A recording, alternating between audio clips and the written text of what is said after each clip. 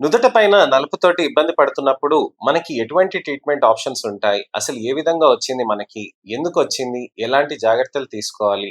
ఎలాంటి ఆహారం తీసుకోవాలి అని ఆలోచిస్తున్నారనంటే, తప్పకుండా ఈ ఇన్ఫర్మేషనల్ అవేర్‌నెస్ వీడియో తోటి మీ అనేక సందేహాలకి, అపోహలకి, ప్రశ్నలకి జవాబు దొరుకుతుందని ఆశిస్తున్నాను.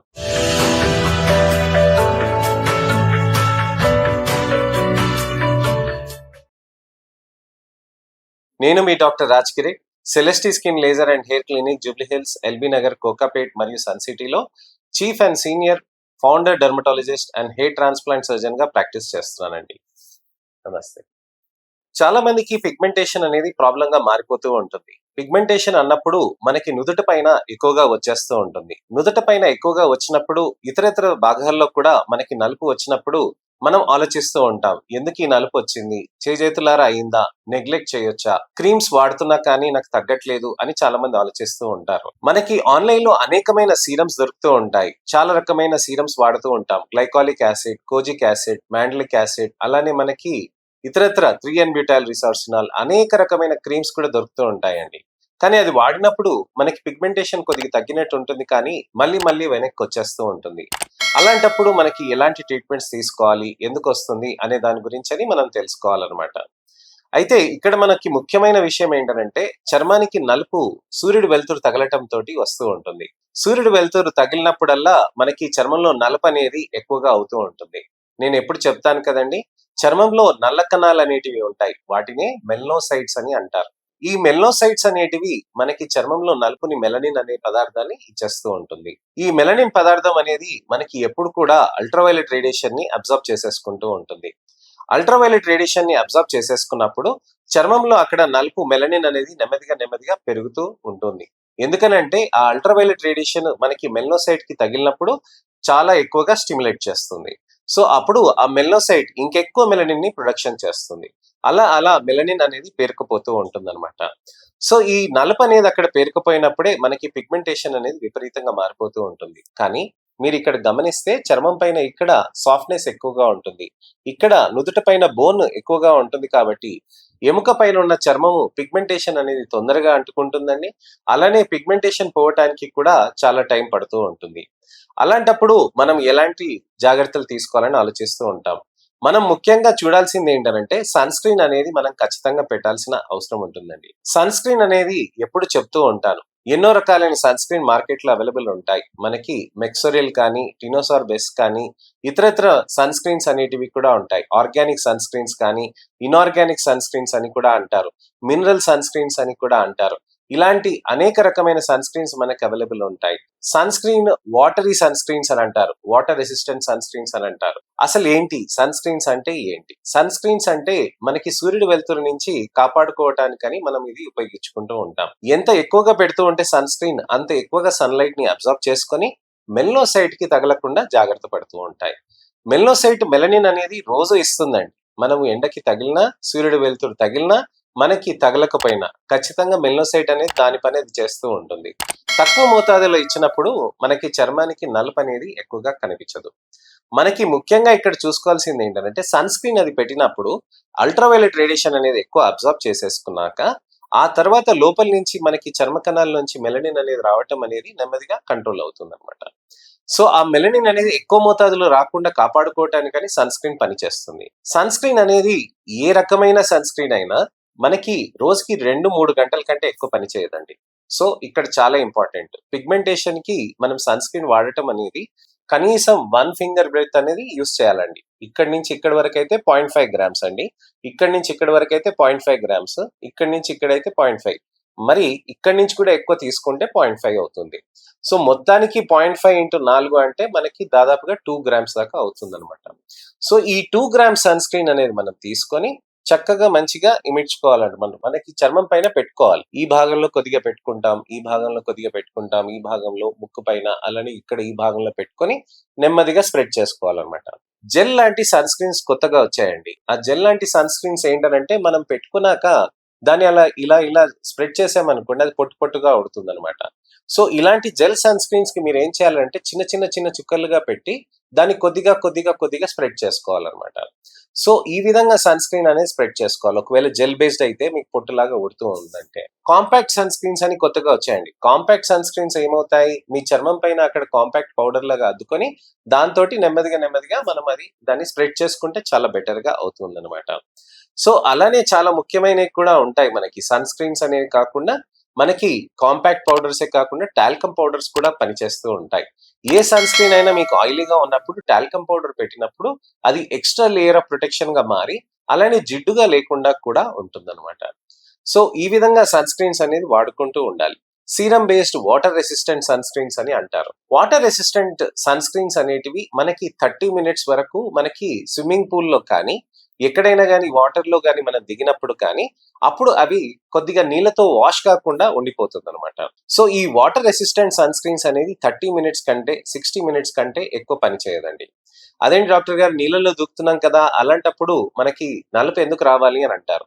యాక్చువల్ గా మీరు నీళ్ళలో దూకినప్పుడే నలుపు ఎక్కువగా వస్తుందండి. ఎందుకు వస్తుంది అలా? అలా ఎందుకు అంటే మన చర్మంలో ట్యాన్ అనేది ఎక్కువగా అయిపోతుంది నీళ్లు వచ్చినప్పుడు, మన చర్మంలో తేమ వచ్చినప్పుడు, అలా ఇంకా సన్లైట్ తగిలినప్పుడు ఇంకా ఎక్కువ నలుపు కణాలు ఎక్కువగా పనిచేస్తాయి. రెండోది ఏంటంటే మన చర్మానికి క్లోరిన్ అనేది కలుపుతారు చూడండి పూల్లో, ఆ చర్మానికి మనకి ఇబ్బందికరంగా మారుతూ ఉంటుంది అనమాట. సో నుదుట పైన సన్ స్క్రీన్ పెట్టుకుంటూ ఉంటే ఎక్కువగా మనకి సన్లైట్ నుంచి కాపాడుకొని పిగ్మెంటేషన్ నుంచి తగ్గించుకోవచ్చండి.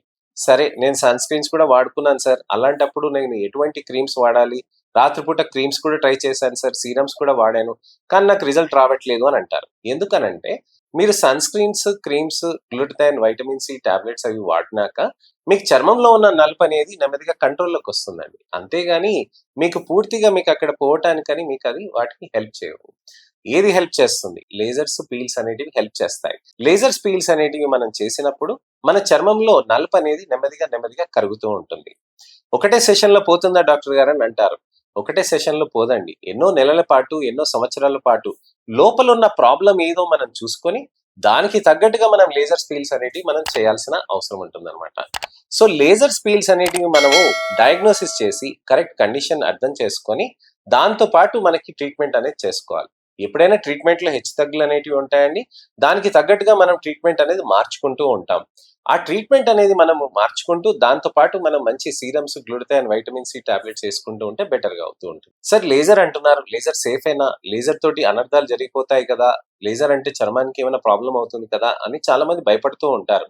లేజర్ ట్రీట్మెంట్స్ చేయించుకున్నాక చర్మంలో ఎటువంటి ప్రాబ్లమ్స్ అనేటివి ఉండవండి. ఖచ్చితంగా మనకి లేజర్ ట్రీట్మెంట్ చేయించుకున్నాక మనకి మంచిగా స్కిన్ అనేది సాఫ్ట్ గానే ఉండిపోతుంది. మనకి ఎటువంటి రాక్కుపోయినట్టుగా, గీసుకుపోయినట్టుగా ఎటువంటి ఇబ్బందులు అనేటివి కనిపించవండి. చర్మంలో మనకి లేజర్స్ చేసుకున్నప్పుడు మనకి చాలా ఇంపార్టెంట్ గా ఏంటంటే సన్ ప్రొటెక్షన్ ఎక్కువ చేసుకోవాలి కదా సార్ అని అంటారు. పిగ్మెంటేషన్ కోసం లేజర్స్ చేసినప్పుడు మనం సన్ ఎక్స్పోజర్ అవుతే గనక దానికి తగ్గట్టుగా మనం సన్ స్క్రీన్ పెట్టుకుంటే మనకి మంచి ప్రొటెక్షన్ అనేది వస్తుందండి. లేజర్స్ చేయించుకున్నాక మనకి నలుపు అనేది ఎటువంటి విధంగా కూడా మనకి ఇబ్బంది కాదండి. మనకి మామూలుగా సన్లైట్ కి ఎక్స్పోజర్ అవుతే అప్పుడు ఎలా అయితే పెరుగుతుందో అలానే ఎక్స్పోజర్ అయినప్పుడు పెరుగుతుంది అనమాట. సో లేజర్స్ అనేటివి చేసినాక మనకి సేఫ్ గానే రిజల్ట్స్ వస్తూ ఉంటాయి. మరి ఇట్టే వస్తాయా? 1 నెలలో వస్తాయా? 3 నెలలు వస్తాయా? 4 నెలలు వస్తాయా అని అంటే కాదండి. మనం కనీసం 6 నుంచి 8 నెలలు అయితే మనం చేయాలండి. అలానే మనకి పిగ్మెంటేషన్ ఎక్కువ ఉన్నప్పుడు మనం ఎక్కువ నెంబర్ ఆఫ్ సెషన్స్ అనేది మనం చేసుకోవాల్సిన అవసరం ఉంటుంది. కొంతమంది వస్తారు, సార్ నాకు నలుపు ఎక్కువ ఉంది, నాకు ఒక 3 నెలల్లో నాకు రిజల్ట్స్ రావాలి అని అంటారు. దాని తగ్గట్టుగా మనం పీల్స్ అనేటివి కూడా చేస్తూ ఉంటాం. పీల్స్ అనేటివి ఎలా చేస్తారు? పీల్స్ అనేటివి చాలా ఇంపార్టెంట్ అండి. మనము ఎక్స్ఫోలియేటివ్ పీల్స్ ఉంటాయి, నాన్ ఎక్స్ఫోలియేటివ్ పీల్స్ ఉంటాయి. ఎక్స్ఫోలియేటివ్ పీల్స్ లో మనకి చర్మంలో పొట్టంతా లేచి వచ్చేస్తూ ఉంటుందండి. నాన్ ఎక్స్ఫోలియేటివ్ పీల్స్ లో ఏంటంటే మనకి చర్మంలో పొట్టు అలా లేకుండా నెమ్మదిగా చర్మ కణాలు అనేటివి నలుపుతోటి ఉన్నాయి ఎక్కువగా పడిపోతూ ఉంటాయి. ఫ్రెష్ గా స్కిన్ వచ్చేది కొద్దిగా బెటర్ గా అవుతూ ఉంటుంది. కానీ మనం ఇక్కడ అర్థం చేసుకోవాల్సింది ఏంటంటే డయాగ్నోసిస్ చేసుకొని దాంతో పాటు మనం ట్రీట్మెంట్ తీసుకొని సరైన విధంగా ప్రొటెక్షన్ అనేది చేసుకోవాలి. ఎప్పుడైనా కానీ పిగ్మెంటేషన్ ట్రీట్మెంట్స్ అనేటివి ఒక జర్నీ లాంటివి. ఇట్టే మనకి సెట్ అయిపోయి మనకు ఖచ్చితంగా ఎంత పొడుగ్గా మనకి ట్రీట్మెంట్ అవుతుంది, ఇలా అయిపోతుందని కాదండి. ఒక జర్నీ లాగా ఉంటుంది. దానికి తగ్గట్టుగా మనం ప్రయత్నాలు అనేటివి మనం చేయాలి. మరి డైట్ ఏది తీసుకోవాలి సార్? లేజర్ చేయించుకున్నాక స్పెసిఫిక్ డైట్ ఏదైనా ఉంటుంది అని అడుగుతూ ఉంటారు. డైట్ లో మనం ఎక్కువ సిట్రస్ ఫ్రూట్స్ అనేటివి తీసుకోవాలండి. మోసంబి, ఆరెంజ్ అనేటివి ఎక్కువగా తీసుకోవాలి. స్కిన్ బూస్టర్స్ అనేవి చేయొచ్చు. స్కిన్ బూస్టర్స్ అనేటివి చేసినప్పుడు ఈ ఫ్రూట్స్ లో నుంచి తీసుకున్న వైటమిన్ సి, ఆస్కార్బిక్ యాసిడ్ ఇవన్నీ ఎక్కువగా పనిచేస్తూ ఉంటాయి. సో స్కిన్ బూస్టర్స్ తోటి మన చర్మంలో మంచి రిజల్ట్స్ అనేటివి కూడా వస్తూ ఉంటాయి. సో నుదుట పైన నలుపు వచ్చిందనంటే ఇటువంటి జాగ్రత్తలు అనేటివి మనం తీసుకోవాల్సిన అవసరం ఉంటుంది. సార్ మరి నుదుట పైన నలుపు వచ్చినప్పుడు ఎటువంటి డయాగ్నోసిస్ ఉంటాయి, ఎటువంటి కండిషన్స్ ఉంటాయి అని అడుగుతూ ఉంటారు. లైకెన్ ప్లానస్ పిగ్మెంటోసిస్ అనే కండిషన్ ఉంటుందండి. అలానే మనకి ఇతరత్ర ఫేషియల్ మెలనోసిస్ కండిషన్స్ కూడా ఉంటాయి. సింపుల్ ట్యాన్ ఉంటుందండి. లేకపోతే మనకి ఇతరత్ర మెలాస్మా కండిషన్స్ కూడా ఉంటాయి. ఇలాంటి అనేక రకమైన డయాగ్నోసిస్లు ఉంటాయి. అవి దాక్కొని కూడా ఉంటాయి, పెరుగుతూ ఉంటాయి కూడా. వాటిని జాగ్రత్తగా చూసుకుంటూ ప్రతి నెల మీరు మమ్మల్ని కన్సల్ట్ అవుతూ దాంతో పాటు అసలు ఎంత ఇంప్రూవ్మెంట్ వచ్చిందో కంపారిజన్ చేసుకుంటూ దానికి తగ్గట్టుగా మనం ట్రీట్మెంట్ ని మార్పులు చేసుకుంటూ ఉండాల్సిన అవసరం ఉంటుందండి. ఖచ్చితంగా మీకు మంచి ట్రీట్మెంట్స్ కావాలనంటే మా సెంటర్కి వస్తే మీకు ఎటువంటి లేజర్స్ ఉంటాయి అనే దానికి మీకు కూడా చూపిస్తామండి.